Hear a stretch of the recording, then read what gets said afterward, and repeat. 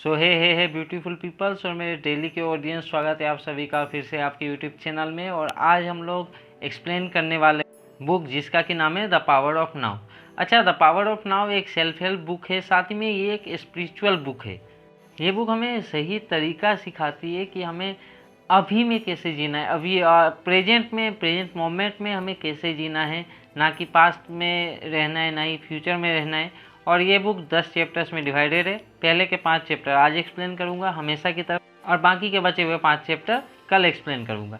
ठीक है, तो चलिए शुरू करते हैं चैप्टर नंबर 1 से, जो है you are not your mind. देखिए, जितने बड़े बड़े संत हुए, जितने बड़े बड़े धर्मात्मा हुए, जिन्हें नॉलेजेबल पर्सन जितने भी हुए, उन्होंने हमेशा इस बात को समझाया है कि you are not your mind, you are not your body. आप ना ही अपना दिमाग हो, ना ही ये शरीर है। आप इन दोनों से परे हो, इन दोनों से आप अलग हो और काफ़ी आगे हो इन दोनों से। तो ऑथर भी इस चैप्टर में वही बताते हैं, you are not your mind. और इस चैप्टर में ऑथर एक बहुत अच्छा कॉन्सेप्ट देते हैं पेन बॉडी का।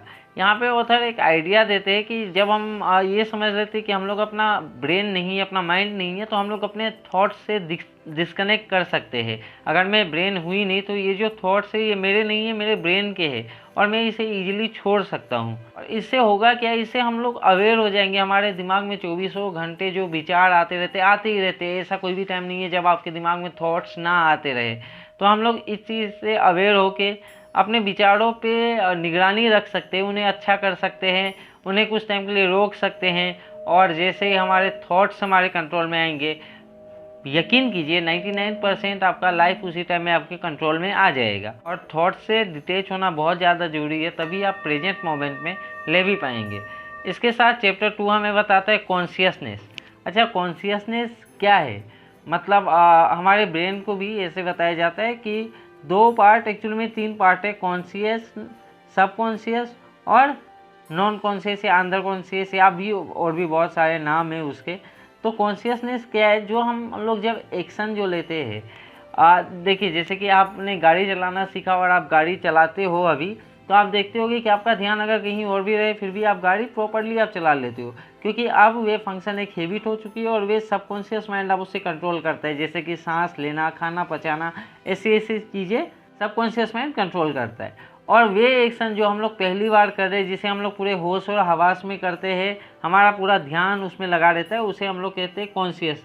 और ऑथर बताते हैं ये कॉन्शियस ही है, ये वही रास्ता है जो आपको पेन से बाहर लेके आ सकता है। देखिए, इस बुक में मैक्सिमम बातें ऐसी ही है, और इसी के बारे में आप जितना ज़्यादा प्रेजेंट में आप रहने का सोचते हो, उतना ही आपको कॉन्शियस होना पड़ेगा, क्योंकि आपका थॉट्स आते रहेंगे। आप कॉन्शियसली उसे जब तक रोकेंगे नहीं, आपका थॉट्स आते रहेंगे। और इसीलिए कॉन्शियसनेस पे ऑथर ने यहाँ पे जोड़। तो ऑथर यहाँ पे ये भी बताते कि हम लोग अपनी लाइफ की जितनी भी सफरिंग और पेन है उसे हम लोग स्किप कर सकते हैं अगर हम लोग था ज़्यादा कॉन्शियस रहे।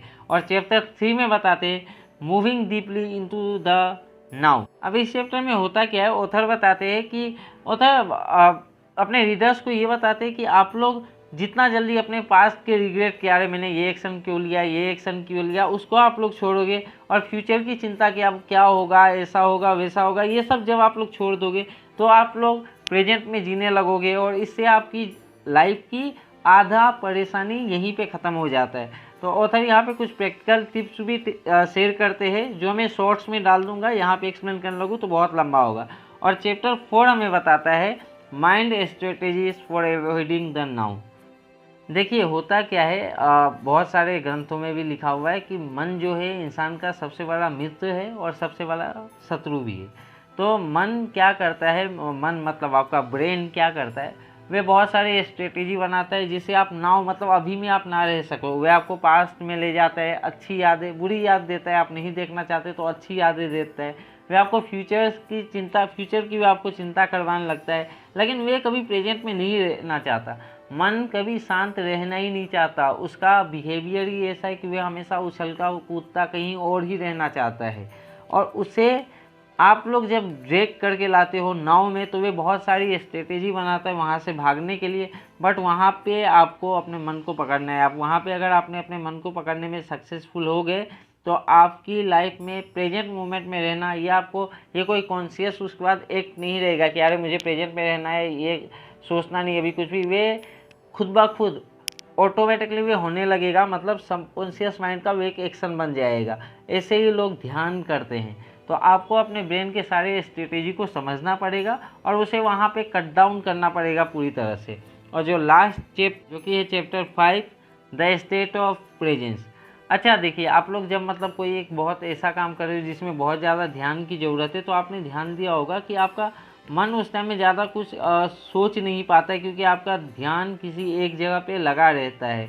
ऑथर यहाँ पे द आर्ट ऑफ प्रेजेंस बताते हैं कि कैसे उसमें रहना है, कैसे अपने आप को फुली इंगेज करना है। आप जब भी आप जो भी काम करो, अगर आप रास्ते पे चल भी रहे हो कभी, तो आप ऐसा ये कर सकते हो कि आप देख सकते हो कि जो हवा आपको टच करती हुई जा रही है, जो आपने चप्पल या जूता पहना हुआ है उसके साथ आपका जो स्पर्श हो रहा है, रास्ते के साथ जो फ्रिक्शन हो रहा है, अगल बगल चलते लोग, आप जितना आप ध्यान अभी में दोगे उतना ही अच्छा है, आप प्रेजेंट में आप रह पाओगे। बहुत अच्छे से एक्सप्लेन किया है चैप्टर 5 में।